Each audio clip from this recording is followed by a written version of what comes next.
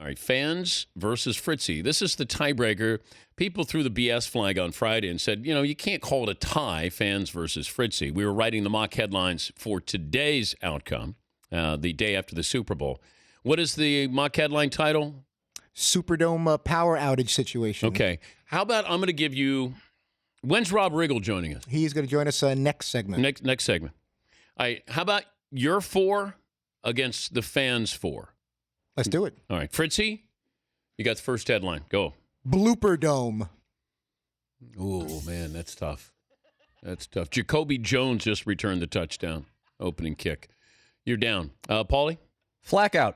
No lights, can't stop Joe. Wow. Bang. Bang, Biscuit. Now you're in trouble. Who dat going to get fired for not having a generator? No, man, you're in trouble.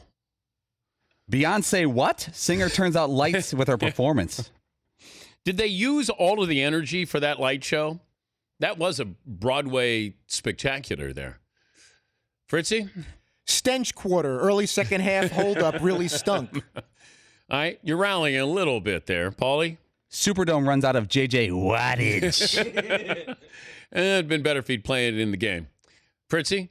Zero dark 34. Too many minutes for delay. Okay. I'm going to give you that one. And by the way, the winning score, they had 34 points. There you go. You made it. See what I did? 34 minutes, 34 points. Conspiracy. What, Seton? I got a lot of fan headlines sent to me that were Seton not the only thing to black out during Paulie? What Goodell happened? Commissioner forget to pay the electric bill? Fritzy, I'll let you try to give me a home run here. Lights, camera, traction. Super Bowl mood paralyzed by power issues. Man. Paulie, I'll let you fire away because this one, this one's over, I think.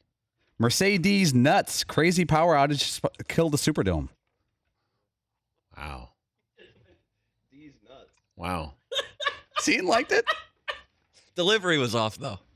Did you see the Pat O'Brien's protective cup that the folks there sent to me? Yeah. I sent it back. We boxed up all the stuff we had there. And the folks from Pat O'Brien brought in a protective cup. And everybody was asking, why do you have a protective cup? Why would you? Emmett Smith couldn't understand. He goes, you got to, like a man's junk was in there. Why do you want that? I said, no. That's just a protective cup. It's one of a kind. And that's off the Mitch Kupchak story. Fritzy, I'll give you one more mock headlines, then I'll tell the Mitch Kupchak story. Big bad Voodoo Daddy. 3 Gers for Superdome Electrical Department. All right. Playing off the band name. All right. That was some swingers, right? Big bad Voodoo Daddies.